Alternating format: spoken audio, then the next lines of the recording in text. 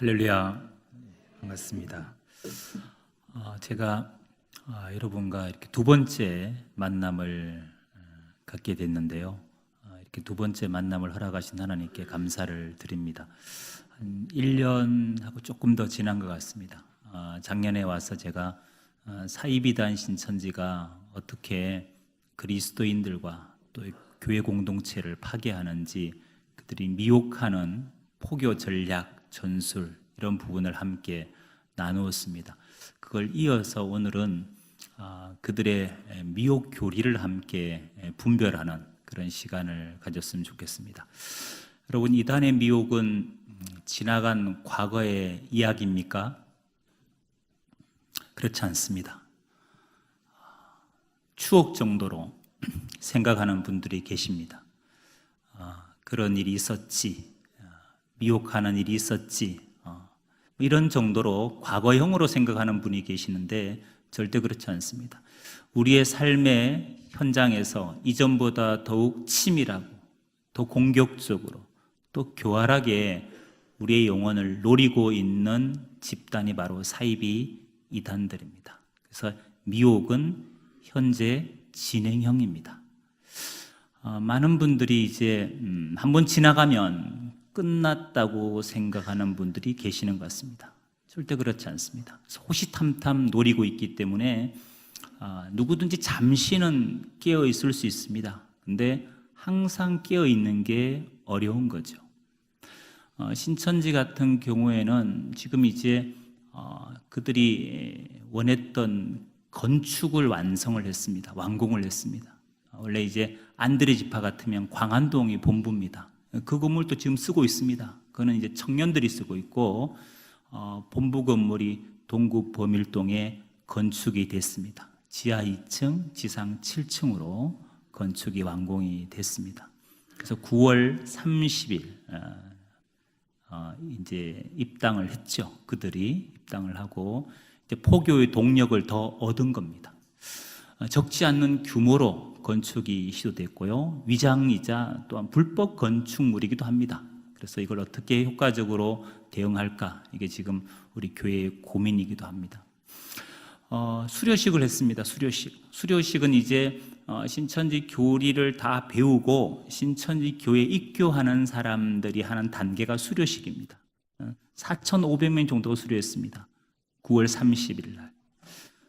대부분 부산에 있는 사람들이 많이 포섭이 됐고요. 또 부산은 안타깝게도 두 지파가 서로 경쟁 구도를 갖고 있습니다. 가까이 안드레 지파, 그리고 하단에 있는 야고보 지파, 이 두 지파가 서로 경쟁심을 갖고 포교를 하기 때문에 또 시너지 효과가 큰 거죠. 그래서 우리가 더더욱 경계하고 조심해야 될 이단이 아닌가 싶습니다. 여러분과 첫 만남에서 제가 이단 신천지의 포교 방법, 이단 신천지가 미혹하는 그 패턴, 신천지가 접근해서 미혹에서 신천지를 인도하는 그 단계, 5단계를 제가 말씀을 드렸습니다. 그 단계는 꼭 기억을 해달라고 제가 부탁을 드렸습니다. 혹시 그 단계 기억하시죠? 첫 번째 단계가 뭐였죠? 오래된 이야기죠. 맞습니다. 오래된 이야기입니다. 기억하는 분이 그래도 몇 분이 계실 거예요, 아마. 자, 첫 번째 단계가 뭐였느냐 하면 정보 수집입니다. 정보 수집. 신천지는 우리를 사전에 개인 신상 정보를 파악해서 접근한다 그랬습니다. 그래서 개인 신상 정보 파악하는 양식이 있죠. 우리의 디테일한 부분을 다 파악하죠. 우리의 성격, 성향, 비전, 고민, 관심사, 기도 제목, 비전, 이런 디테일한 걸 다 파악해서 정보를 주는 거죠. 누가 정보를 주느냐? 이미 신천지에 포섭된 여러분의 지인들, 가족이든 같이 신앙했던 교우이든 이웃 주민이든 아니면 친구든 직장 동료든 간에 누군가 신천지 포섭됐으면 연관된 모든 사람들의 정보를 신천지에 넘기는 겁니다. 그걸 정보 수집이라고 그럽니다. 정보를 수집해서 두 번째 단계가 뭐였느냐? 섭외입니다. 섭외. 얻은 정보를 가지고 우연을 가장해서 접근해서 친밀한 신뢰 관계를 쌓아가는 거, 친밀한 인간적인 신뢰를 쌓아가는 거, 이걸 두고 두 번째 섭외라 그랬습니다. 섭외가 잘 돼야 그 다음 세 번째 복음방이라는 성경 공부로 연결을 한다 그랬습니다. 우연히 선교사를 만나게 하고, 우연히 CCC, SFC 간사든지, 우연히 목사님, 전도사님, 사모님을 전에 알던 누군가를 우연히 연결시켜서 신앙 모임, 기도 모임이든 성경 공부 모임이든 모임을 갖게 하는 거죠. 거기서 이제 교리를 가르치는 거예요. 이걸 두고 복음방이라 그럽니다. 복음방을 통해서 신천지 성경 공부의 재미를 드리는 거죠. 재미. 물론 아직까지는 신천지라는 말이 전혀 언급되지 않겠죠. 그냥 재미있는 성경 공부입니다. 이 성경 공부가 잘 되고, 또 이 공부하는 걸 절대로 목사님이나 교회 식구들에게 비밀리 하자, 이렇게 해서 공부가 진행된 다음에 네 번째 센터라는 곳으로 인도합니다. 센터. 이 센터는 신천지 정규과정을 가르치는 곳입니다. 그래서 신천지라는 용어는 센터 교육기간 중에 나오게 되는 거죠. 센터는 이제 6개월에서 한 9개월 정도, 일주일에 4번 월화목금 오전반 저녁반 하루 2-3시간 수업을 받는 게 바로 센터 과정입니다. 센터 공부 중에 한 2개월 정도 지나면 신천지라는 단어가 나옵니다. 그리고 3개월 지나면 이긴 자, 세요한, 계시받은 자, 보혜사, 이 시대의 약속의 목자, 이런 단어가 나오죠. 어떤 한 사람을 지칭하는 쪽으로 몰아가는 거죠. 교주에 대한 얘기를 은근히 한다는 얘기입니다. 그리고 센터 과정이 이제 6개월, 9개월 마치게 되면 수료식을 하는 거죠. 수료식. 신천지인이 된 상태에서 수료식을 하는 겁니다. 한 사람을 인도해야 되고, 시험을 봐서 90점 맞아야 수료 조건이 충족이 되는 겁니다. 시험 점수가 90점이 안 나오면 수료를 못하죠. 그래서 울산에 계신 모 집사님은 다 가정을 밟았는데 수료 시험을 봤는데 30점을 맞은 거예요. 제 시험을 봤는데도 30점을 못 넘긴 거예요. 그래서 신천지 쪽에서 수료를 안 시킨 거죠. 이 집사님이 기분이 너무 안 좋아서, 동기생들은 다 수료했는데 자기만 수료를 못했어요. 기분이 나빠서 신천지 교회를 안 나간 거예요.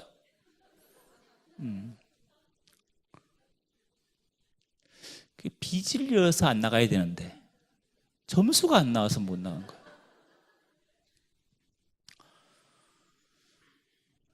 그만큼 수료는 그들에게 이제 중요한 의미를 부여하는 거죠. 그때 처음 이제 교주를 만나는 날이기도 합니다.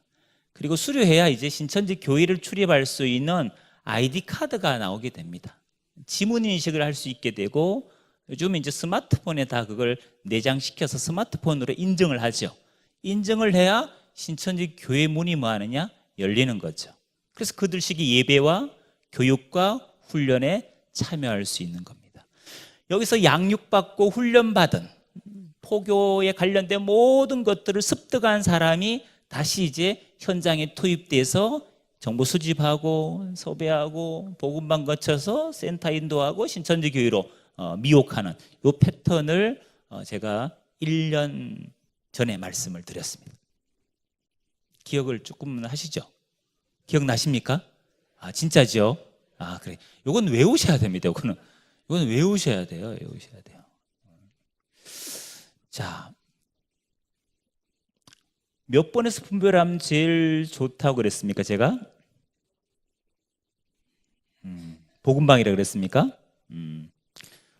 섭외라 그래. 섭외. 누가 우연히 다가왔어. 너무 잘해줘. 나를 너무 잘 알아. 나하고 너무 잘 맞아. 이유 없이 물질적으로, 이유 없이 신앙적으로, 이유 없이 심리적으로 너무 많은 배려를 해.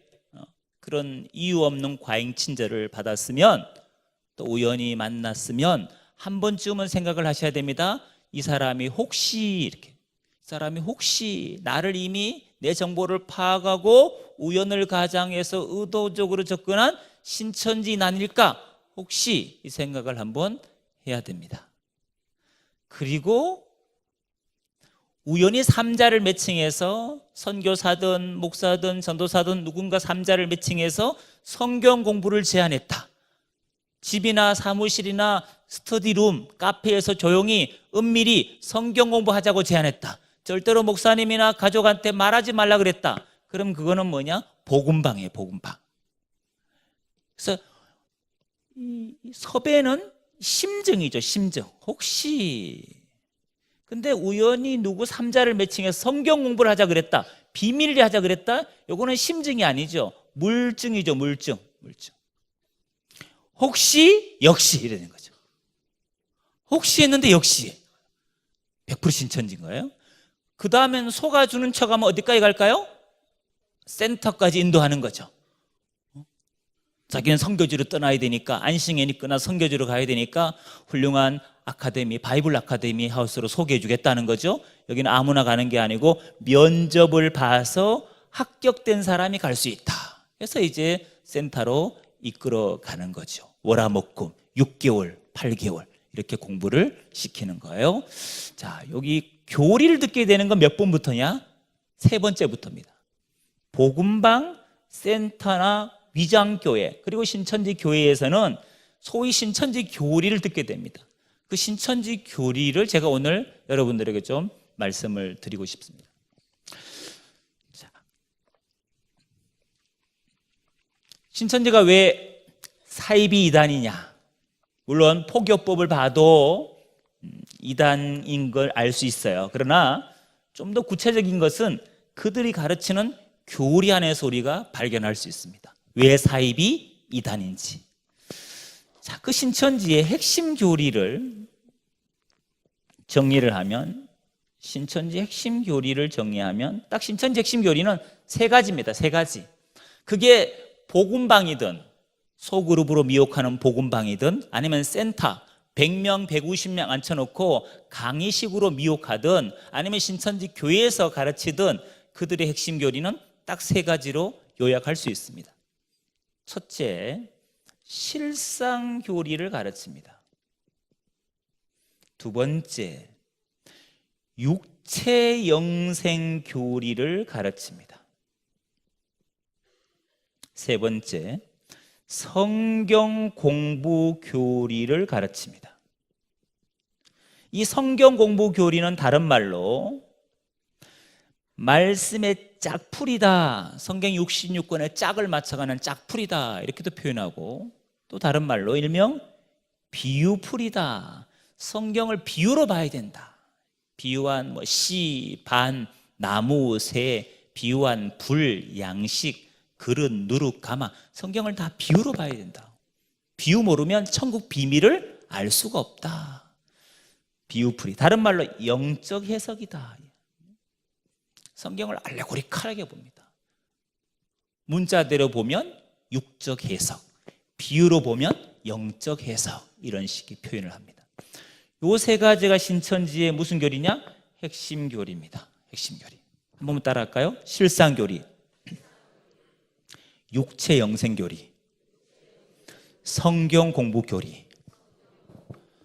자, 이 중에 실상 교리, 육체 영생 교리는 핵심 교리 중에서 어떤 교리냐?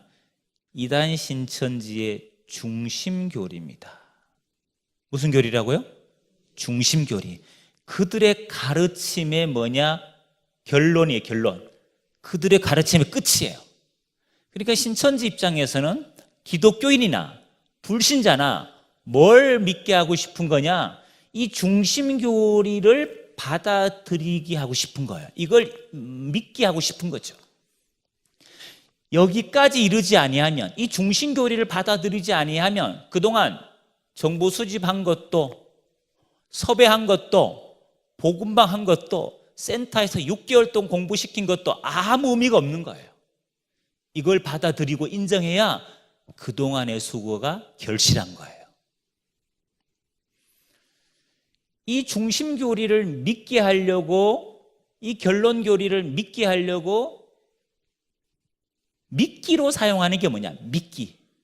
우리 낚시할 때 미끼 쓰잖아요. 미끼로 사용하는 게 바로 성경 공부 교리입니다. 성경 공부 교리는 핵심 교리 중에서 어떤 교리냐? 이단 신천지의 미혹 교리죠. 미혹 교리. 그러니까 친분을 쌓은 다음 시작하는 첫 단계는 바로 미혹 교리부터 시작하는 거죠. 그래서 미혹 교리 때문에 중심 교리를 받아들이는 거예요, 사실은. 미혹 교리는 뭐냐 한마디로 성경 보는 관, 성경 보는 공식, 성경 보는 틀을 만드는 거, 틀. 공식을 암기시키는 거예요. 성경관을 그들식으로 정립시키는 거예요. 그런 성경관 속에서는 이런 결론에 이를 수밖에 없게끔 만드는 거죠. 미혹 교리를 10명이 공부를 시작했다 합시다. 그러면 신천지 중심 교리를 몇 명이 받아들일 것 같습니까? 그냥 물어보는 거예요, 제가. 몇 명 정도 받아들일 것 같으세요, 여러분? 9명요? 그럴 수도 있는데 그거는 너무 한 것 같고, 제가 보니까 한 7, 8명, 한 70%, 80%는 받아들여요. 이게 그들의 미혹률이에요. 미혹률이 높아요, 낮아요? 여러분, 이 미혹률이 엄청난 거예요, 여러분. 누수가 별로 없어요, 누수가. 여러분. 2, 3명만 구사일생으로 안 빠진 거죠. 나머지 7, 80%는 빠진다는 얘기죠. 그래서 우리는 이제 신천지의 결론 교리를 갖고 늘 얘기하는 거죠. 그게 말이 되냐? 그게 믿어져? 어떻게 이만희가 보혜사야? 이런 거죠. 이런 결론 교리만 갖고 우리가 얘기를 하는데, 사실은 미혹 교리를 분별 못하면 결론 교리를 대부분이 받아들인다는 사실을 여러분이 기억하셔야 됩니다. 자, 그럼 그들이 가르치는 이 중심교리, 사실 이건 몰라도 관계는 없어요, 여러분이. 그러나 신천지가 왜 이단인지를 우리가 좀 더 성경적으로 드러내기 위해서는 알아야죠. 여러분 지인 중에 신천지가 있을 수 있어요. 가족이나 친척 중에. 그럼 명절날 꼭 만나게 되시겠죠? 그럼 여러분 신천지 빠진 친척이나 가족을 만나면, 이웃을 만나면 어떤 마음이 드십니까? 불쌍합니까? 안 불쌍합니까? 진짜 불쌍하세요? 불쌍하면 어떻게 하십니까, 여러분? 기도해 주시겠죠? 그리고 만날 때마다 권면해 주실 거예요. 빨리 신천지 나왔으면 좋겠다고. 아니면 이만희 씨 죽을 때라도 나왔으면 좋겠다고. 이렇게 여러분 권면하실 거죠? 아예 권면 안 하십니까? 불쌍하잖아요, 여러분. 제발 그 이단에서 좀 나오라고. 시간 버리지 말고, 인생 버리지 말고 그 이단에서 벗어나라고 아마 권면해 주시고 싶을 거예요. 그렇게 권면했는데, 이단에서 나왔으면 좋겠다 권면했는데 그들이 다짜고짜 이렇게 여러분에게 물을 수 있어요. 신천지가 왜 이단인지 성경적으로 얘기해 주십시오. 신천지가 왜 이단인지 성경적으로 이야기해 주십시오. 그러면 자기가 한번 생각해 보겠다는 거예요. 그렇게 그들이 반문했다면 여러분 어떻게 대답을 하시겠습니까?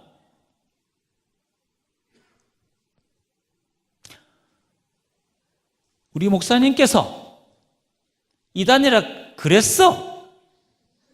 그러니 이단이지. 이렇게 대답하실 겁니까? 그거는 정답은 정답인데 궁색한, 좀 궁색한 변명 같기도 하고, 성경적으로 얘기 달라 했으니까 성경적으로 얘기해 줘야 되겠죠. 그래서 여러분 혹시 신천지인이 그렇게 묻는다면 꼭 그렇게 성경적으로 대답해 주시라고 제가 요걸 이제 말씀을 드리려는 거예요. 자, 신천지가 말하는 실상교리는, 실상이란 단어의 의미는 이렇습니다. 단어의 의미는 하나님이 성경에 약속하신 것은 반드시 때가 되면 이루어진다는 거죠. 그 약속을 다른 말로 예언이라 이렇게 말하고, 약속이 성취된 걸 그들은 뭐라 하느냐? 실상이라 이렇게 말합니다. 하나님의 약속은, 미리 말씀하신 것은 반드시 이루어진다, 실상으로. 그 약속은 몇 가지냐? 두 가지라는 거예요. 하나는 구약이 있고 하나는 신약이 있다는 거예요. 신약. 구약은 언제 실상으로 이루어졌냐? 예수님이 이 땅에 처음 오셨을 초림 때의 실상으로 이루어졌고, 신약은 예수님이 다시 오시는 재림 때의 실상으로 이루어진다는 거예요. 근데 그 약속은, 구약이든 신약이든 약속은 일정한 패턴, 중요한 세 가지 비밀, 세 가지 내용이 있다는 거예요. 세 가지 아주 중요한 내용이 있는데 그게 뭐냐? 이렇게 말합니다. 배도, 멸망, 구원이라 얘기합니다. 창세기부터 요한계시록까지 모든 성경은 배도, 멸망, 구원의 세 가지 비밀, 세 가지 내용, 세 가지 순서로 기록되어 있다는 거예요. 그 신천지인들은 배도, 멸망, 구원을 아주 뼛속 깊이 새기고 있습니다. 앞자만 따면 이렇죠? 배, 멸, 구. 벼멸구하고 비슷합니다. 그래서 신천지 안에서는 하도 배도 멸망 구원, 배도 멸망 구원이 이게 입에 있다 보니까, 친숙하다 보니까 그들 안에서 암호로 사용될 정도로 많이 활용되었던 단어가 배멸구입니다. 배멸구. 뭐 지방은 덜하겠지만 서울, 경기 같으면 거의 한 10만 명 이상이 활동하잖아요. 그 지하철 2호선 순환선을 타면 그냥 성경 펼쳐놓고 앉아있기만 해도 신천지인 몇 사람을 만나게 돼 있어요. 그 신천지인들은 눈에 불을 켜고 누가 성경책 읽나? 누가 신앙서적 읽는가? 누가 십자가 목걸이 했는가? 누가 찬송가 듣는가? 아니면 큐티 하는가? 지하철에서 큐티 책자를 보기도 하니까. 또 누가 넘어질 때 주여 찾나? 이런 거 있잖아요. 신앙인을 타겟으로 삼기 때문에 관심이 있는 거죠. 근데 이제 포교를 하러 왔는데 너무 반응이 좋은 거예요. 반응이 좋으면 안 되거든. 사람이 좀 거부하고 이래야 되는데 너무 호응이 좋은 거죠. 그러면 이런 생각이 든단 말이에요. 이 사람이 장로교인일까? 혹시 우리 신천지 편일까? 이런 거죠. 왜냐하면 지파가 다르고 워낙 인원이 많다 보니까 누가 누군지 몰라요. 사실 부산만 해도 그렇잖아요. 부산만 해도 안드레 지파만 9,000명인데 야고보 지파 8,000명 합치면 여러분 그 규모가 여러분 16,000, 7명 누가 누군지 어떻게 알겠습니까? 자기 구역 식구 외에는 잘 몰라요. 그러다 보니까 이제 서로 이제 암호를 주고받는 거예요. 예를 들면 배멸구 아세요? 이런 거죠. 어떤 색깔을 좋아하세요? 왜? 지파마다 색깔이 있거든요. 그래서 여러분 강복동 거닐다가 서명 거닐다가 센텀시티 지나가다가 누가 잡고 말 걸으면 그냥 이렇게 물어보세요. 어떤 색 좋아하세요? 이렇게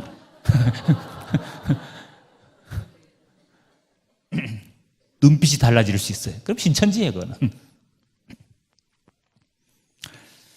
자, 구약, 신약 모든 성경은 배도, 멸망, 구원의 순리로 기록됐는데 이 구약이 초림 때 이루어질 때 배도자의 실상, 멸망자의 실상, 구원자의 실상이 나타났다는 겁니다. 그럼 누구를 배도자라 그러느냐? 초림 때는 세례 요한이 배도자라는 거예요. 초림 때는 누가 멸망자냐? 서기관 바리새인이 멸망자라는 거예요. 초림 때 누가 구원자냐? 예수님이 구원자라는 거예요. 자, 여러분 우리에게 친숙한 것도 있지만 약간 어색한 게 좀 보입니까? 안 보입니까?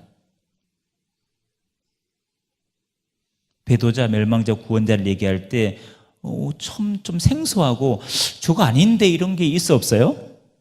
있죠? 누구를 배도자라 그러죠? 세례 요한을 배도자라 그랬습니다. 기억하십시오. 신천지는 세례 요한을 배도자라고 말합니다. 이거는 신천지뿐만이 아닙니다. 통일교 아류들, 전도관 아류들, 문선명 통일교 교주 아류들이나 박태선 장로 전도관 아류들, 신앙촌 아류들은 다 똑같이 교리를 공유하는 게 많습니다. 그 중에 하나가 뭐냐? 세례 요한은 배도자다, 실패자다, 범죄자라는 겁니다. 여러분, 세례 요한이 실패했습니까? 범죄했습니까? 그렇지 않습니다. 근데 그들은 그렇게 가르칩니다. 정통교회에서는 세례 요한을 배도자라고 말하는 곳 없습니다. 이단만 공유하는 교리입니다.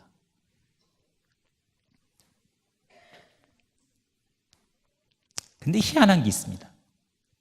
다 정통교회에서 이렇게 세례 요한을 의인이다, 순교자다 이렇게 배우신 분들이 신천지 센터 가서 공부를 하게 되거든요. 근데 세례 요한을 배도자라고 할 때 그 과정이 보통 한 중등, 한 석 달 지나면 나오는 과거든요.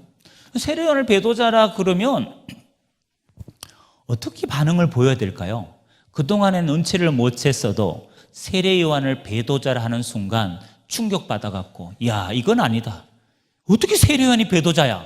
정말 여기는 잘못된 곳이구나 하고 가방을 주섬주섬 챙겨갖고 신천지 센터를 나가야 정상 아니에요? 근데 여러분, 놀라운 사실은 가방 싸들고 나가지 않습니다. 그냥 눈만 커집니다. 눈만. 놀랍다 이거죠. 놀랍다. 세례 요한이 배도자야? 뭐 이런 거죠. 그럼 신천지 강사가 알아요. 이 말 듣고 충격받을 걸. 그때부터 세례 요한이 왜 배도자인지 성경을 조목조목 찾아가면서 세례 요한을 비판합니다. 뭐 예를 들면 이런 거죠. 마태복음 11장 2절 읽어볼까요? 요한이 옥에 갇혔습니다. 자기 제자를 보냈어요. 그리고 예수님께 이렇게 질문을 합니다. 오실 그이가 당신이 오니까 우리가 다른 일을 기다리오리까? 여러분, 이 질문이 보세요. 세례 요한은 예수님을 보고 어떻게 말했습니까? 보라, 세상 죄를 지고 온 하나님의 어린 양이라고 증거했던 사람이 세례 요한입니다. 오실 그가, 메시아가 예수 그리스도라는 사실을 그가 세례 줄 때 성령이 임하시는 걸 보고 그가 하나님의 아들임을 증거했던 사람이 누구냐? 세례 요한이었습니다. 그렇게 해서 예수를 메시아로 증거했던 세례 요한이 이제 옥에 갇혀서, 말년에 옥에 갇혀서 제자를 보내서 오실 메시아가 당신 맞습니까? 우리가 다른 메시아를 기다려야 됩니까? 이 질문은 예수를 메시아로 믿는다는 겁니까? 의심한다는 겁니까? 의심? 이렇게 나오잖아요, 답이요. 이렇게 의심이라 나오는 거죠. 그렇죠. 처음은 잘 믿었는데 끝에 가서는 예수님을 메시아로 믿지 못하는, 의심하는 듯한 질문을 한 겁니다. 믿음은 처음 것을 끝까지 지키는 게 믿음이지 중간에 이렇게 변질되면 안 됩니다. 이렇게 이제 세례 요한을 은근히 비판하는 거예요. 이렇게 의심한 건 맞는 것 같지요? 하고 그 다음에 또 넘어가는 거예요. 계속 2시간 딱 강의 끝나고 결국은 끝에가 세례 요한을 배도자 만들죠. 만들어요. 그럼 듣는 사람의 반응이 어떤지 아세요? 수강생들이 처음에 눈이 동그라졌어요. 눈이 정상으로 돌아와요. 조금 이해가 된다는 거죠. 세례 요한이 배도자라는 게 조금 다 믿어지진 않지만 조금은 믿어지는 거죠. 어떤 분이 이렇게 얘기합니다. 강사님, 오늘 세례 요한을 배도자라고 말하는 순간 자기가 너무 충격받았다는 거예요. 어제까지는 너무 배우는 게 좋았는데 내가 못 올 자리에 왔나? 내가 배움을 멈춰야 되나? 이런 고민을 순간 했는데 강의를 다 듣고 보니까 세례 요한이 배도자라고 말씀하신 것은 강사님께서 너무 지나친 표현이고 예수님을 의심한 건 확실하네요. 이렇게 바뀌어요. 이분 미혹된 겁니까? 안 된 겁니까? 된 겁니다. 이 사람은 2달만 더 배우면 세례 요한을 배도자로 시인할 사람이에요. 여러분, 세례 요한은 배도자 아닙니다. 의인입니다. 예수님께서 세례 요한에 대해서 말씀하실 때 분명히 이렇게 말씀하셨습니다. 마태 17장에 나도 그와 같이 세례 요한처럼 고난을 받으리라. 나도 요한처럼 고난을 받으리라. 여러분, 세례 요한의 죽음을 고난이라는 단어를 쓴 겁니다. 의인의 죽음이니까 가능한 거죠. 자기 죽음과 동일시하는 표현을 하는 거죠. 의로운 죽음이라고, 고난의 순교라고 얘기한 거예요. 절대로 배도자 아닙니다. 그래서 저희가 상담실에 오면 세례 요한이 왜 배도자가 아닌지 이걸 2시간 동안 설명을 합니다. 배도자라는 인식을 바꾸기 위해서. 자, 그다음에 신약 특별히 요한계시록에 배도와 멸망과 구원의 사건을 예언했다는 거예요. 계시록에는 7별이 나오는데 7별이 배도자고, 계시록에는 음녀가 나오는데 음녀가 탄 7머리 10뿔 짐승이 나오는데 이들이 멸망자고, 계시록에는 이기는 자가 나오는데 이기는 자가 구원자라는 거예요. 계시록 시대에도 배도자, 멸망자, 구원자가 예언이 됐다는 겁니다. 그 예언대로 요한계시록이 재림때가 돼서 이루어졌다는 거예요. 계시록이 이루어졌다는 거예요. 어디서? 경기도 과천에서. 언제? 1966년도 경기도 과천에서 요한계시록이 이루어졌다는 거예요. 7별이 경기도 과천에 나타났다는 거예요. 누구냐? 유재열, 신흥 종교의 교주였던 유재열 씨가 에베소 교회 사자의 실상이라는 거예요. 그리고 유재열과 함께했던 김창도, 김영애, 정창래, 신종환, 신광일이, 백만봉이 7사람이 7별의 실상이라는 거예요. 그리고 7머리 짐승의 실상은 기성교회 목사님 7분이 7머리 짐승이라는 거예요.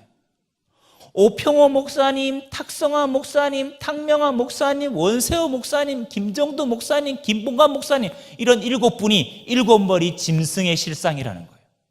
그리고 이기는 자, 계시받은 자의 실상은 누구냐? 교주 이만이라는 거예요. 결국 이 얘기예요. 구약이 증거한 초림의 구원자의 실상은 예수 그리스도, 신약이 증거한, 특별히 계시록이 증거하는 재림 때 구원자의 실상은 교주 이만이라는 거예요. 배도자도 엑스트라고, 멸망자도 엑스트라고, 조연이고, 주인공은 구원자라는 거예요. 그래서 구약대로 오신 구원자는 예수님, 신약대로 나타난 구원자는 교주 이만희. 그래서 결국 이 얘기예요. 구약은 예수님 증거한 책이고 신약은 이만희 교주를 증거한 책이라는 거예요. 이게 그들이 말하는 실상교리의 결론이에요. 구약은 예수님 증거했고 신약은 이만희 교주를 증거한 책이다. 그래서 이만희 교주를 향해서 어떤 믿음을 요구하느냐? 이런 믿음을 요구합니다.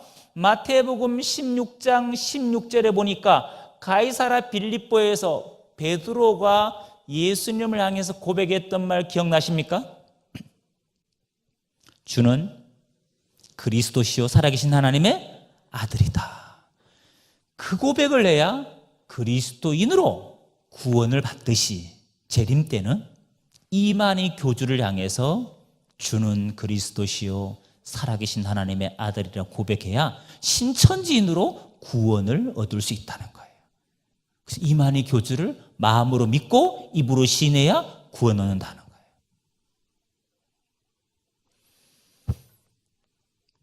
철저히 교주를 신격화하는 교리죠. 그래서 시대마다 구원자가 다르다는 말까지 합니다. 시대마다 구원자 다르대요. 아담 때는 아담, 노아 때는 노아, 아브람 때는 아브람, 모세 때는 모세, 초림 때는 예수님, 재림 때는 이만희가 구원자라는 거예요. 여러분, 시대마다 구원자가 다릅니까? 구원이 뭡니까, 여러분? 구원의 본질이 뭐예요? 죄로부터 자유케 하는 건 줄 믿습니다.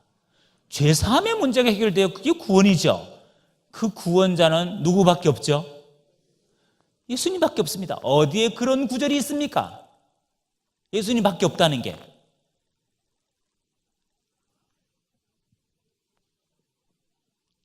사도행전 4장 11절 12절에 보면 우리가 잘 기억하는 구절이 하나 있습니다.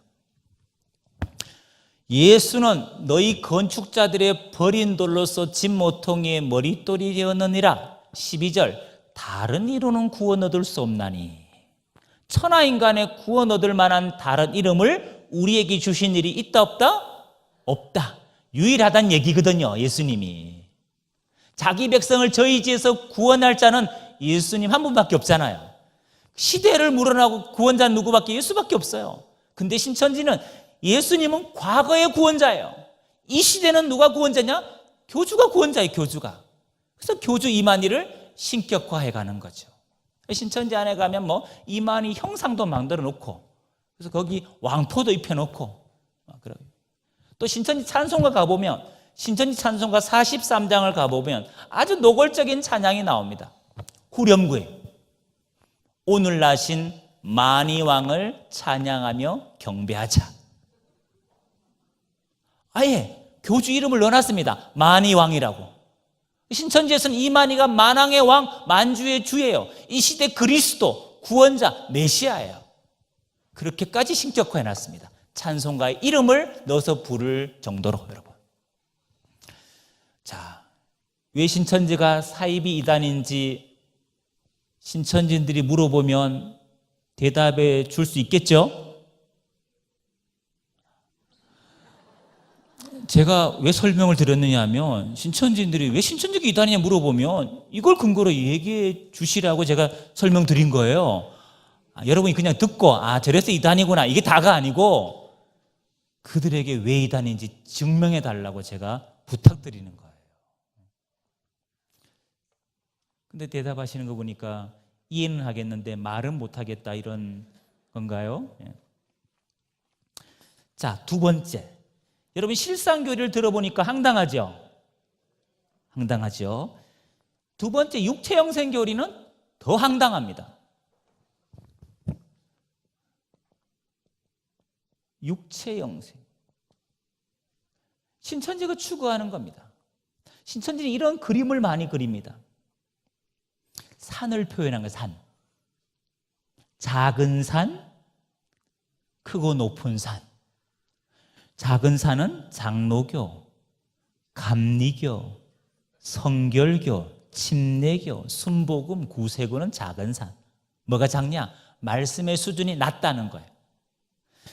요 높은 산은 시온산, 자기들 신천지 예수교 증거장막 성전이라는 거예요. 그들 정식명입니다. 신천지 예수교 증거장막 성전, 그들 정식 교단명이에요.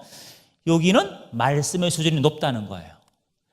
그래서 장로교에 산 사람, 이 교회에서 2사람, 저 교회에서 3사람 이렇게 빼내가지고 미혹해서 신천지에 채우는 사명을 이만희가 받았다는 거예요.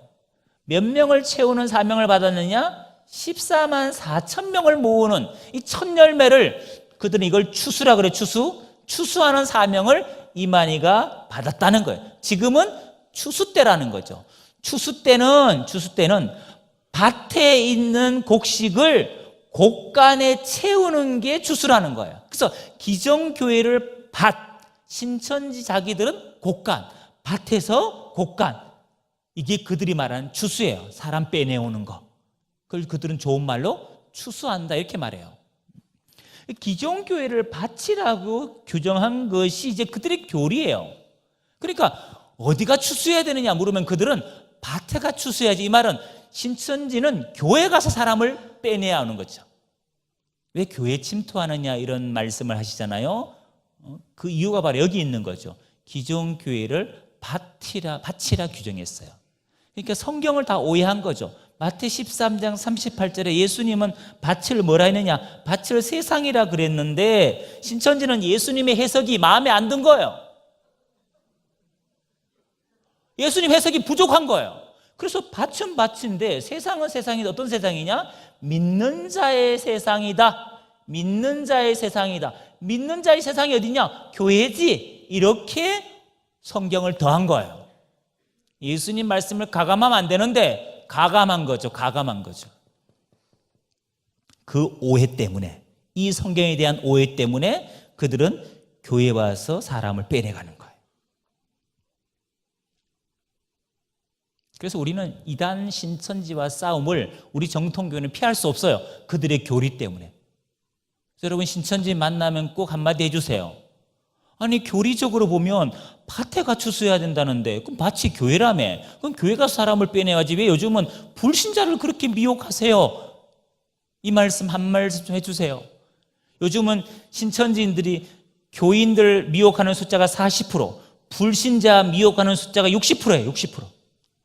하도 교회가 경계하니까, 교회 사람 잘 안 먹히니까 불신자들에게 포교 영역을 넓힌 거예요. 이거는 신천지 교리적으로 보면 안 맞아요. 교인들 빼내가는 게 그들 교리라니까요. 왜 기분이 안 좋으세요, 여러분? 불신자를 빼내가는 그들 교리하고도 안 맞아요, 사실은. 근데 여러분, 그들이 그 짓을 하고 있는 거 어쨌든 하도 교회가 경계하니까. 그러니까 우리가 교회 입구에 신천지 출입 금지 문구 붙였죠? 예, 그들 생각은 달라요. 우리는 들어오지 마, 미혹하러 오지 마 이러지만 그들은 입장이 달라요.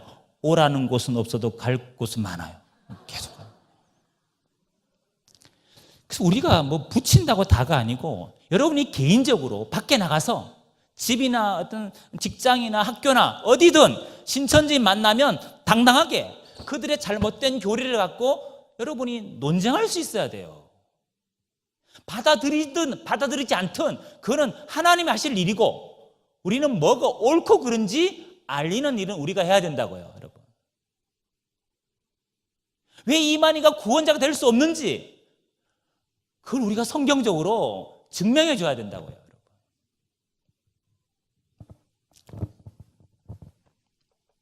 근데 다들 도망 다니세요. 신천지라 그러면 어이구 뭐 묻을까 봐 도망 다니세요, 여러분. 제가 제일 기분 나쁜 게 뭔지 아세요, 여러분? 아니, 이단이 정통을 두려워해야 되는데 정통이 이단을 두려워하는 거예요, 여러분. 이단들을 두려워하는 그리스도인이 있다는 건 이건 제가 볼 때 안타까운 거예요, 여러분. 여러분 어찌 돼야 정상입니까? 이단들이 여러분 만나서 복음 듣고 막 마음이 바뀔까 봐 그들이 전전긍긍하고 피해 다니고 무서워하고 두려워해야 정상 아닙니까, 여러분? 아무도 아멘 안 하시잖아요. 그렇죠? 근데 현실은 여러분 정통이란 우리가 이단을 피하고 다니는 그런 모습도 있어요, 여러분. 자, 여러분 14만 4천은 이들에게 중요한 의미입니다. 왜? 14만 4천은 첫 열매. 요 14만 4천 모인 다음에 이들이 입맞은 다음에 몰려오는 사람은 셀 수 없는 흰물이라 교정합니다. 흰물이. 자, 14만 4천은 왕 같은 제사장의 구원을 받고 이들은 백성으로서 구원을 받는다는 거예요. 여러분 신천지인들이 특심을 내는 이유는 왕이 되려는 걸까요? 백성이 되려는 걸까요? 왕 같은 제사장이 그들의 목적입니다. 자, 여기 14만 4천에 딱 들어가면 이만희와 왕께 거기 쏙 들어가면 어떤 일이 벌어진다는 거냐? 예수님께서 목배임 받은 순교자 영혼들을 데리고 신천지로 강림을 한다는 거예요. 이 숫자가 다 차면. 그래서 예수님은 성령으로 영으로 이만희 육체와 합일하게 되고 순교한 영혼 14만 4천은 신천지에 모인 육체 14만 4천과 합일한다는 거예요. 영혼과 육체가 합일한다는 거예요. 이게 소위 말하는 신인합일 교리입니다. 이 신인합일을 그들은 계시록 20장 4절에 나오는 첫째 부활로 오해를 냈습니다. 첫째 부활은 여러분 순교자들이 먼저 부활하는 걸 첫째 부활이라 그러지 살아있는 사람이 부활하는 게 아니에요. 근데 신천지는 그걸 오해한 거죠. 오해해서 순교자와 자기들이 합의라는 것이 첫째 부활이라고 오해한 거죠. 다 성경의 오해 때문에 나온 교리예요. 성경을 오해한 거죠. 자의적으로 푼 거죠. 이렇게 이제 순교자와 자기 육체가 한 몸이 되면 어떤 일이 벌어진다는 거냐면 이 썩을 몸이 안 썩을 몸으로, 이 죽을 몸이 안 죽을 몸으로 변화되어서 이 땅에서 육체가 죽지 않고 영원히 산다. 이 땅에서 육체가 안 죽고 영원히 산다. 그게 그들이 말하는 육체 영생입니다. 이 육체 영생이 믿어지는 신천지인들은 좌우를 돌아보지 않습니다. 오직 이 14만 4천에 들어가기 위해서 학업도 포기하고, 부모가 반대하면 가출을 하고, 부부가 신천지 신앙을 인정해 주지 않으면 이혼을 요구하고, 직업을 다 포기하면서 여기 올인하는 거예요. 이 그 영광을 얻기 위해서. 이게 곧 이루어진다는, 곧 2, 3년 안에, 올해 안에 이루어진다는 거예요. 그래서 시한부적으로 경주를 하는 겁니다. 좌우를 돌아보지 않고. 근데 여러분, 신천지 교세가 지금 얼마나 됐을까요? 전국적으로 20만이 넘었습니다. 그럼 14만 4천 넘었습니까? 안 넘었습니까? 넘었어요. 우리 이렇게 물어볼 수 있잖아요, 신천지인에게. 아니 14만 4천 넘어서 20만이 됐는데 아직도 신인 합의를 못했냐고. 안 죽고 안 썼겠네, 이렇게 물으면 그들은 뭐라 말할까요? 아직 신인 합의를 못했다 그러겠죠, 당연히. 왜 영생 못하냐 물으면 이렇게 말해요. 14만 4천은 머릿수가 아니고 하나님 마음에 합당한 자격을 갖춘 수라는 거예요. 기준이 너무 애매하지 않습니까? 하나님 마음에 합당한 자격을 갖췄는지 안 갖췄는지 알 길이 있을까 없을까? 그걸 누가 알겠습니까? 그러니까 신천지는 30만이 모이고 50만이 모여도 100만이 모여도 이렇게 말합니다. 아직도 하나님 마음에 합당한 자격 갖춘 수는 덜 찼다. 14만 4천은 아직 완성이 안 됐다, 이렇게 얘기하는 거예요. 여러분, 하나님의 교회 들어봤죠? 안상홍 증인회, 안상홍이를 아버지 하나님으로 믿고 있는 집단입니다. 그 하나님의 교회 찬송가 가보면 이런 가사가 있습니다. 14만 4천 형제 빨리 찾아서 안상홍님 영접하여라. 그들은 100만이 넘은 집단인데 아직도 14만 4천을 덜 채운 겁니다. 다 이단들이 이렇게 꼼수를 갖고, 꼼수를.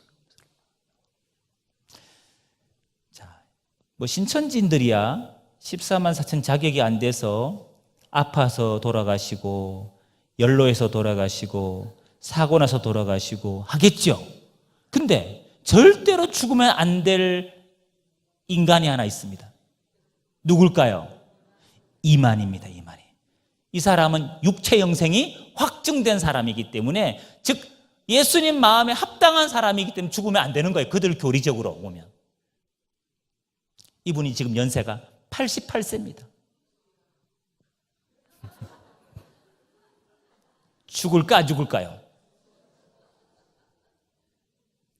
신천지인들은 이만희 죽음 갖고 내기 걸면 기분 되게 안 좋아합니다.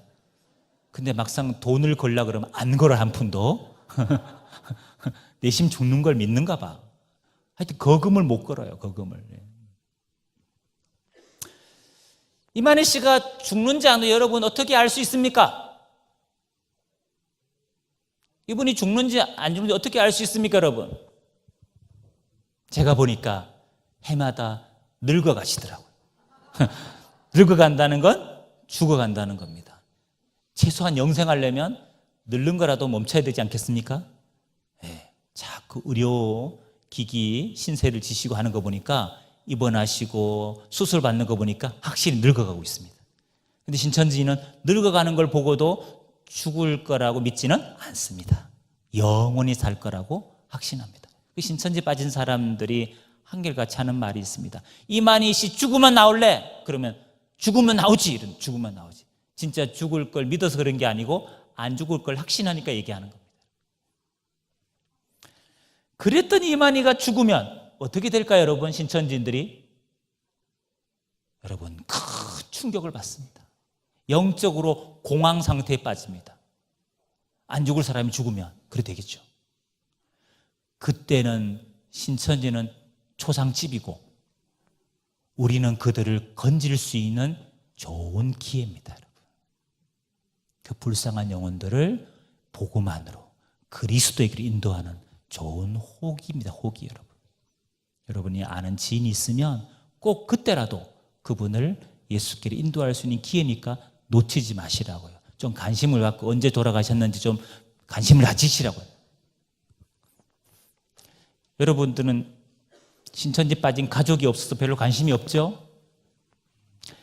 저희는 한 달에 한 번씩 신천지 피해자들이 모입니다. 다 가족들 이름 불러가면서 우리가 기도를 합니다.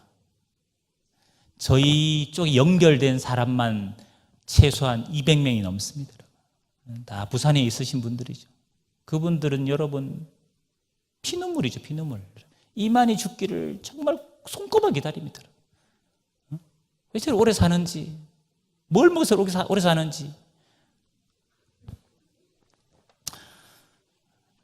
너무 욕을 많이 먹어서 오래 사는지 모르겠어요, 어쨌든요. 자, 제가 신천지의 두 가지 교리를 말씀드렸습니다. 여러분, 성경 이렇게 말하죠. 한 번 죽는 것은 정하신 뭐요? 이치라고. 한 번 죽는 것은 정하신 이치라고. 육은 다 죽잖아요, 여러분. 근데 신천지는 안 죽는 걸 믿는 거죠. 자, 두 가지 보니까 여러분, 신천지가 확실히 사이비 이단입니까? 아닙니까?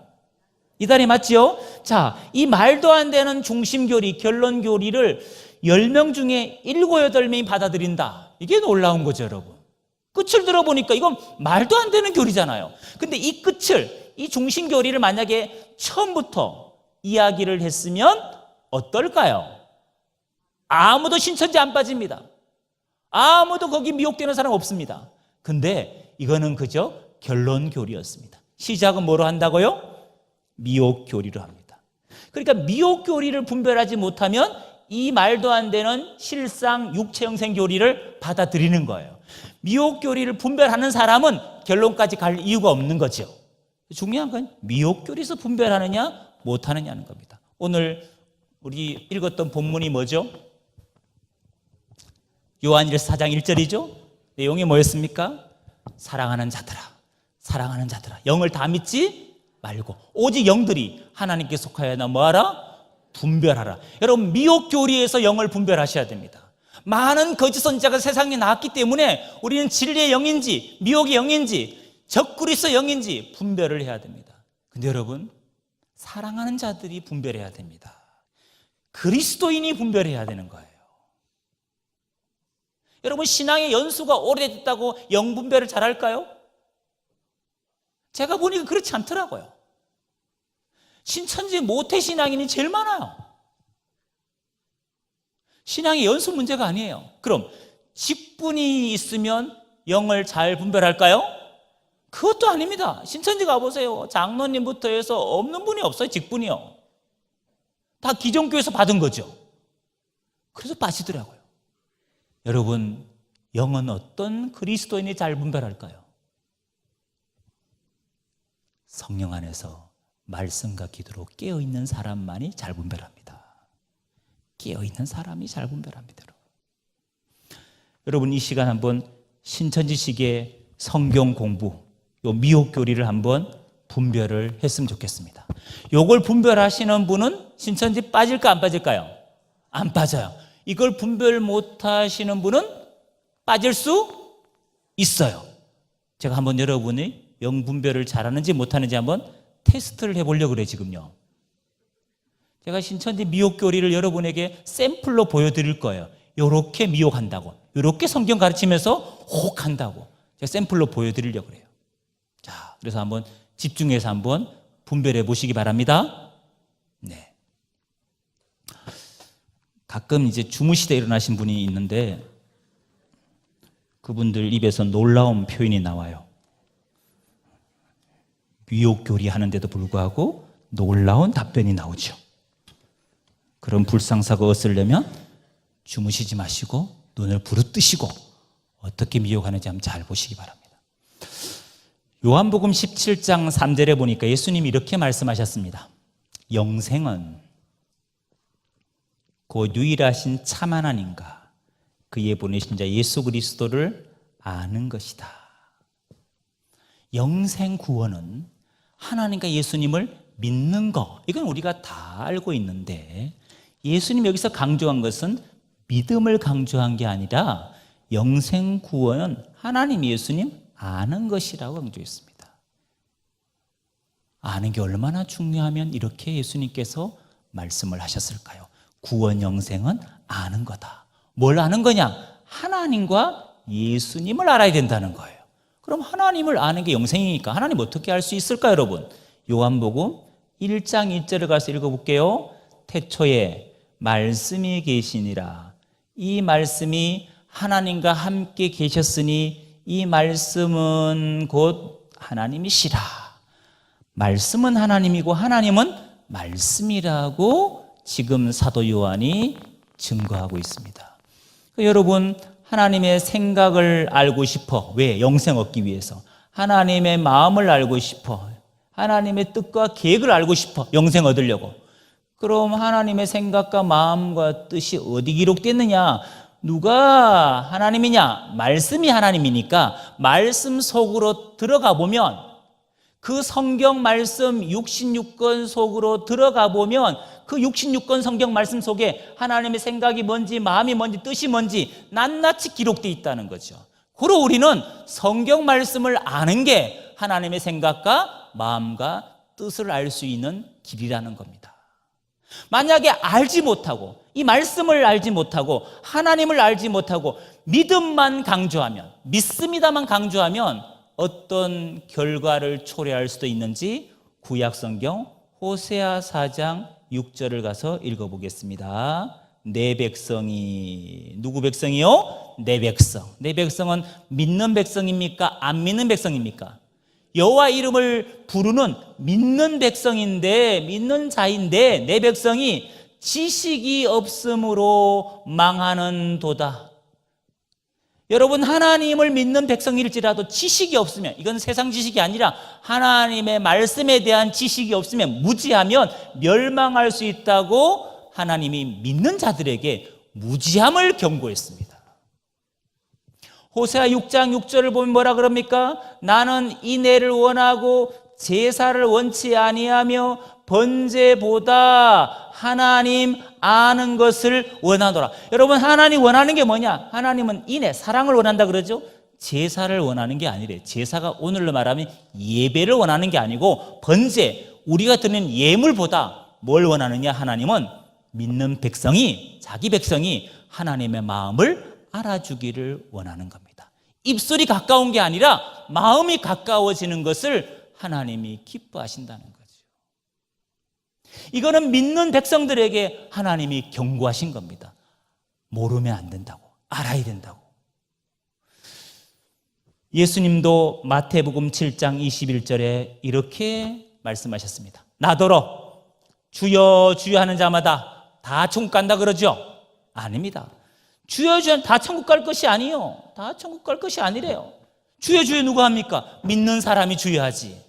엎어질 때, 자빠질 때, 어려움 당할 때 주여 찾죠. 그 믿는 자가 주여 찾는데 다 천국 가는 게 아니래요. 다 구원받는 게 아니래요. 다만 하늘에 계신 내 아버지 뜻대로 행하는 자, 그들이 천국에 갈 수 있다는 거예요. 뜻을 알아야 뜻대로 행하죠. 뜻을 모르는데 어떻게 뜻대로 행할 수 있겠습니까? 그래서 우리가 알아야 지킬 수 있듯이 아는 게 그만큼 중요하다는 거죠. 바울도 에베소 4장 13절에 뭐라 그럽니까? 이렇게 말합니다. 우리가 다 하나님의 아들을, 예수님을 믿는 것과 아는 일이 하나가 될 때에 온전한 신앙을 이룰 수 있다고. 여러분, 믿음과 지식이 일치돼야 그게 온전한 신앙인이지, 이 중에 하나가 빠져버리면, 결여되면 그건 온전치 못한 신앙인 될 수 있습니다. 제가 오늘 여러분과 처음 만났다고 가정해 보겠습니다. 여러분이 저보고 전도사님 믿어져요 한다든지, 제가 여러분 보고 성도님이 믿음이 갑니다, 믿어집니다 이렇게 표현한다면 여러분 어떤 걸까요? 처음 만났는데 그렇게 말한다면 정상입니까? 그는 흑심이 있는 겁니다. 딴 마음이 있는 거예요. 초면에 뭘 믿어요? 누군 줄 알고 믿어요. 근데 우리가 시간을 두고 교제하면서 삶을 나누고 그 사람의 신앙을 나누고 성격을 알고 자라는 환경을 알고 나면 그 사람에 대한 믿음, 신뢰가 쌓이는 것이 세상에 이치이듯이 우리가 하나님 예수님을 믿는 것도 똑같다는 거죠. 주여 믿습니다. 하나님 제가 믿습니다. 네가 날 뭘 알아서 이럴 수 있다는 거예요. 근데 우리가 성경 66권을 통해서 하나님의 생각과 마음과 뜻과 섭리가 뭔지를 깨닫는 만큼 그분에 대한 믿음도 신뢰도 동아줄처럼 튼튼해지니까 기왕에 믿을 거, 기왕이 일평생 예수 믿을 거, 기왕이면 하나님의 말씀 성경을 제대로 깔고 제대로 깨닫고 믿는 여러분 되시기 바랍니다. 이렇게 미혹하는 거예요. 이렇게 막 아멘을 엄청 하셨어요. 미혹했는데 아멘을 하셨잖아요. 졸다가 일어났으면 어떡할 뻔했어요. 여러분, 이게 먹히는 거예요. 이런 식의 미혹 교리가 기독교인들에게 먹히는 거예요. 신앙인들에게 먹히는 거예요, 여러분. 제가 여러분에게 이게 미혹 교리입니다 하고 제가 이렇게 샘플로 보여준 거잖아요. 제가 미혹 교리입니다 했어, 안 했어요? 미혹하니까 정신 차리라고 말을 하고 제가 미혹했잖아요. 그래도 아멘을 하잖아요, 우리가요. 근데 밖에 나가면 여러분, 미혹 교리란 말도 안 하고 미혹해요. 맹신하시겠어요, 여러분? 그럼 우리가 정말 제대로 깨어 있어야 됩니다. 여러분, 이단에 미혹되는, 신천지에 미혹되는 사람이 조금 이해가 갑니까, 안 갑니까? 이런 성경 공부에 분별이 안 되면 미혹되는 겁니다. 아직도 이단 신천지 빠진 사람이 이해가 안 간다는 분이 계시면 제가 10분만 더 미혹을 해보면 압니다.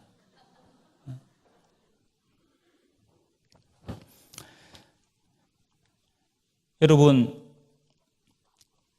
사이비 이단이 이랬잖아요. 비슷한 아닌 거거든, 이게. 뭐 맞는 말 같기도 한데 그게 그 독소를 찾아내기 쉽지 않은 거죠. 여기도 마찬가지예요, 여러분. 제가 하나를 반증해 볼게요. 여러분, 이걸 들으면서 저건 아닌데, 저게 저 뜻이 아니지, 이렇게 걸리는 게 있어야 돼요. 들으면서 저거는 저게 아닌데, 내 목사님한테 말씀드릴 때 그렇게 들은 게 아닌데 왜 저렇게 가르치지? 저건 문제 있어, 저거 잘못된 거야, 이렇게 걸려야 되거든. 그래 이단에 안 빠지는 거예요, 여러분. 근데 안 걸리는 게 문제, 안 걸리는 게. 요한복음 1장 1절 하나만 예를 들어 볼게요. 태초의 말씀이, 이 말씀이 하나님과 함께 계시니 이 말씀은 곧 하나님이시라. 말씀이 하나님, 하나님 말씀, 하나님의 생각과 마음과 뜻을 알리면 말씀이 하나님이니까 말씀 속, 즉 성경 66권 속에 들어가면 하나님의 생각과 마음과 뜻이 뭔지 다 기록되어 있습니다. 이렇게 신천지가 미혹했어요. 여러분, 이게 맞아요, 틀려요? 대답하기도 애매하죠? 이제는 그래 될 수밖에 없죠, 이제는. 자, 이렇게 물어볼까요? 여러분, 이 성경 66권, 이 안에는 하나님의 생각과 마음과 뜻이 기록되어 있습니까? 안 되어 있습니까? 다시 여쭤보겠습니다. 성경 66권 속에는 하나님의 생각과 마음과 뜻이 기록되어 있습니까? 안 되어 있습니까? 되어 있습니다. 그게 틀린 게 아니에요. 그건 맞는 말이에요. 그런데 그걸 증명하기 위해서 신천지는 요한복음 1장 1절을 찾았어요. 이 말씀이 바로 하나님 말씀은 성경 말씀이라고 얘기하는 거예요. 여러분, 요한복음 1장 1절의 이 말씀은 성경 말씀이 아니잖아요. 여기가 무슨 말씀이 성경 말씀이에요? 저 성경 말씀은 성경 말씀인데 여기서 말하는 말씀은, 로고스는 성경이 아니잖아요. 뭡니까? 2절 보니까 이렇게 말하죠. 그거는 바로 이 말씀 로고스를 말해요. 태초에 말씀이 계시니라. 그가 태초에 하나님과 함께 계셨고 만물이 다 그로 말미암아 지은 바 되었으니 지은 것이 하나도 그가 없이는 된 것이 없다. 그 안에 생명이 있었으니 이 생명은 사람들의 빛이라. 이 빛을 증거하러 세례 요한이 왔고, 세례 요한은 빛이 아니고 이 빛에 대하여 증거하러 온 자래요. 참빛, 그 세상에 와서 각 사람에게 비치는 빛이 있었는데 세상이 그를 알지 못했고, 세상이 계셨는데 세상이 그를 알아보지 못했어요. 그분이 다 지었는데 그를 알아보지 못했다고요. 자기 땅에 오면 자기 백성 영접지 않았다고요. 근데 영접하는 자, 곧 그 이름을 믿는 자들은 하나님의 자녀가 되는 권세를 얻었대요. 여러분, 그가 누구예요? 그가 당연히 예수님이죠. 그럼 이 로고스 말씀은 누구예요?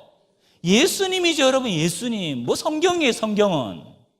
이 차이를 구분하지 못하면 신천지 교리에 혹하는 거예요. 현대인의 성경을 보면 이렇게 번역을 했습니다.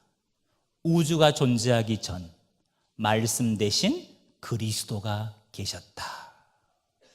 그리스도는 맨 처음부터 하나님과 함께 계셨으며 그가 하나님이시다. 일어났습니다. 그 말씀을 예수 그리스도라고 정확히 번역해놨어요. 현대인의 성경을 보면. 좋은 번역을 봐도 그렇고 아니면 뭘 볼 수 있어야 되느냐? 문맥을 보는 눈이 있으면 이 말씀이 성경이 아니고 예수님이라는 걸 금세 발견할 수 있습니다. 여러분. 이단의 가장 큰 오해가 뭔지 아십니까? 성경에 대한 오해가 이단은 뭘 못 보느냐? 문맥을 못 봅니다. 뭘 못 본다고요? 문맥을 못 봅니다. 문맥. 다 뭐 풀이냐? 단어풀이에요. 단어풀이. 단어풀이를 증명하려고 몇 장 몇 절을 찾아요. 성경 구절을 찾아서 단어풀이를 증명하는 거예요. 즉 성구 중심, 요절 중심, 단어 중심의 성경관을 갖고 있는 자들이 사이비 이단입니다. 우리는 문맥을 중요시합니다. 우리는 역사적인 배경과 문화적인 배경과 지리적인 배경과 종교적인 배경과 언어적인 상황을 우리는 고려해서 성경을 봅니다. 근데 이단들은 이 모든 걸 무시하기 때문에 이런 성경관을 갖게 되는 거죠. 이게 정통과 이단의 성경관의 차이입니다. 차이. 이 차이를 여러분이 구분할 수 있어야 됩니다. 그 신천지가 자랑하는 게 비유풀입니다. 씨는 말씀이다. 밭은 사람의 마음이다. 나무는 목자다. 새는 영이다. 불은 말씀이다. 물도 말씀이다. 이런 단어풀이를 90개 합니다. 90개. 단어풀이 하면서 꼭 뭘 찾아요? 몇 장 몇 절 찾아요. 씨가 말씀이다. 어디에? 누가복음 8장 11절. 이 비유는 이러하니라. 씨는 하나님의 말씀이요. 예수님이 말씀을 씨로 비유했습니다. 밭은 사람의 마음입니다. 어디에? 누가복음 8장 15절. 좋은 땅은 착하고 좋은 마음. 나무는 목자. 어디에? 요한복음 15장 1절에 예수님이 나는 참포도, 나는 포도나무. 예수님 목자, 포도나무. 제자는 가지. 나무는 목자, 제자는 가지. 새는요, 마태복음 3장 16절 예수님이 세례받고 물에서 올라오는데 성령이 비둘기같이, 성령, 비둘기란 새로 비유했다는 거예요. 이런 식으로 비유를 푸는 거예요. 여러분, 이런 비유풀이가 여러분 이게 성경을 어떻게 보느냐는 거죠. 이런 비유풀이가. 이건 대단히 성경을 편협되이 보는 거죠. 예를 들어 볼게요, 여러분. 예수님이 말씀을 씨로 비유했어, 안 했어요? 했죠? 그럼 말씀을 씨로 비유한 건 맞아, 안 맞아요? 맞아요. 그럼 신천지 비유풀이가 맞네, 그죠? 맞다며, 아까는요. 사람의 마음이 밭이에요. 길가, 돌박, 가시밭, 옥토 같은 마음이 밭이 있어요. 맞아, 안 맞아요? 맞잖아요. 예수님 자기를 포도나무로 비유했잖아요, 여러분. 맞잖아요. 맞아요. 어떻게 맞냐가 중요해요. 이렇게 맞아요. 따라합시다. 부분적으로 맞다. 자, 부분적으로 맞는 걸 신천지는 어떻게 하느냐. 잘 보세요. 부분적으로 맞는 걸 신천지는 공식적으로 맞춰놨어요. 획일적으로 맞춰놨어요. 무슨 말이냐? 그들은 씨 나오면 무조건 말씀이에요. 여기서만, 누가복음 8장에서만, 마가복음 4장에서만, 마태복음 13장에서만 말씀을 씨로 비유했는데 문제는 다른 데 가도 말씀은 다 뭐라느냐? 씨는 다 말씀이라고 공식화했다고요. 성경 어디 가도 씨는 말씀이에요, 그들에게. 그리고 그들은 아주 씨를, 영적인 씨는 두 가지밖에 없대요. 하나님 소속의 씨, 하씨, 사단 소속의 씨, 사씨. 하씨는 진리, 사씨는 비진리. 이렇게 이꼬르 공식화해서 획일적으로 비유를 보는 거예요. 성경에서 불 나오면 그들은 무조건 말씀, 물 나오면 말씀, 떡 나오면 말씀. 이렇게 자동적으로 답이 나와요. 왜? 공식화했으니까 그런 거예요. 여러분, 이렇게 비유풀이를 공식한 것은 오류입니다. 뭐라고요? 오류, 오해입니다. 절대로 비유풀이는 공식할 수 없습니다. 무슨 말입니까? 성경에 씨라는 단어가 나오면요, 창세기부터 씨라는 단어가 얼마나 많이 나옵니까? 씨가 창세기 15장 3절에도 나옵니다. 아브라함이 이렇게 말합니다. 주께서 저에게 씨를 주지 아니하셨은즉. 씨가 뭘까요? 자손이죠. 근데 신천지 집사님 이렇게 말해요? 말씀이라고. 왜? 씨는 뭐밖에 없어요? 말씀밖에 없어요. 공식화되어 있어요.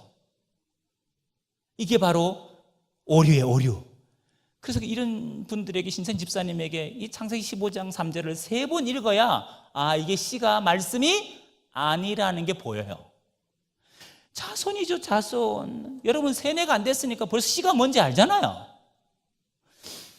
예레미야 31장 27절, 이거는 이만희 교주가 아직도 오해하고 있는 거예요. 이만희 교주가 이게 힌트를 주면 교리를 많이 수정하거든요.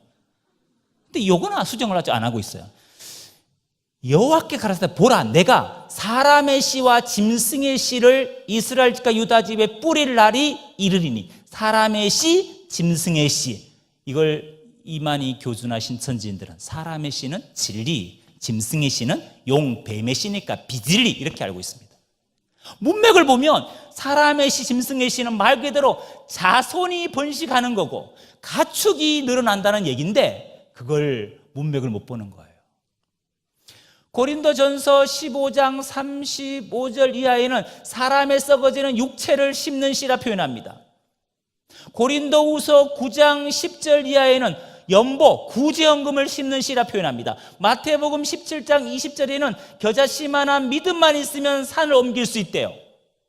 보세요. 단어는 씨지만 어디서는 씨가 뭐가 되고, 어디서는 씨가 말씀으로 비유되기도 하고, 어디서는 자손, 어디서는 육적인 가문이 불어나는 것, 가축이 불어나는 것, 어디서는 육체가 썩는 것, 어디서는 구제연금을 드리는 것, 어디서는 믿음을 씨라고 표현하는 겁니다. 그러니까 단어는 씨지만 문맥을 보니까 의미가 같습니까? 다릅니까?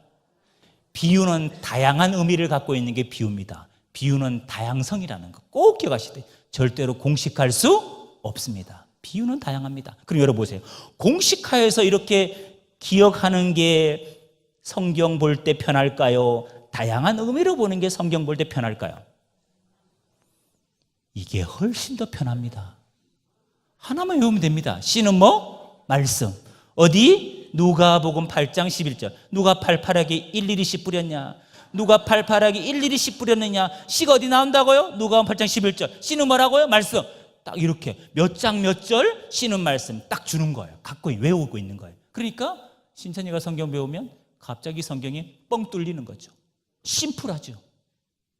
아주 명료하게 떨어지는 거, 답이. 훨씬 세뇌시키 편합니다. 우리는 다양하기니까 외우지도 못해요. 그냥 여러 가지 의미가 있다, 이 정도죠, 우리는. 근데 그들은 이렇게 가르치는 거예요. 기억하십시오.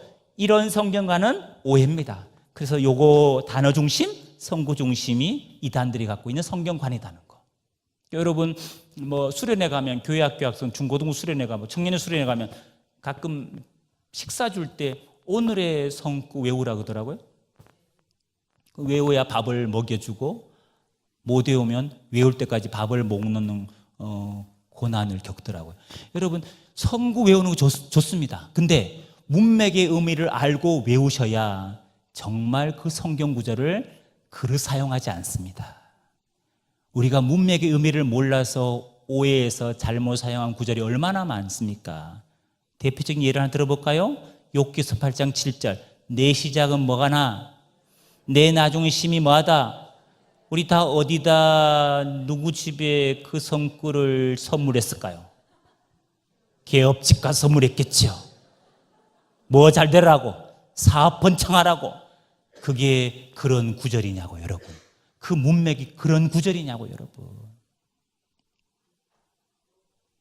여러분, 너무 성구 중심, 즉 요절 중심으로 신앙하다 보면 사이비 이단을 만났을 때 여러분의 신앙이 요절날 수도 있습니다. 분별이 안 돼서, 여러분. 아까 그러니까 아멘 한 거야. 아멘, 아멘. 아멘 기억나시죠? 그게 요절 중심이니까 분별이 안 되는 거예요. 그러니까 우리가 정통교회에서 목사님이 설교하실 때 교회에서 양육받을 때 그 의미를 배웠을 때 여러분 그걸 마음에 새기고 메모하시고 또 내 양식으로 삼아놔야 그걸 잘 날성금으로 만들어놔야 이단을 만났을 때 요긴하게 여러분 분별하고 싸워 이길 수 있는 거예요. 그래서 바른 걸 배울 때 정신 바짝 차리고 여러분 집중해서 여러분 것으로 삼으셔야 됩니다. 저는 끝으로 이걸 말씀드리고 싶습니다. 가짜들은요, 다른 복음인데도 불구하고 진짜처럼 열심히 배우고 익힙니다. 우리는 진짜를 가르쳐도, 진짜 복음을 가르쳐도 배우는 데 있어서는 가짜처럼 게으릅니다. 여러분, 진짜를 배우는 우리의 신앙에 열심히 있어야 됩니다. 그래서 날성금을 만드셔야 정말 영적인 전쟁할 때 요긴하게 사용할 수 있습니다. 여러분 영혼도 지키고 또 교회도 지키는 그런 건강한 신앙이 되시기 바랍니다. 감사합니다.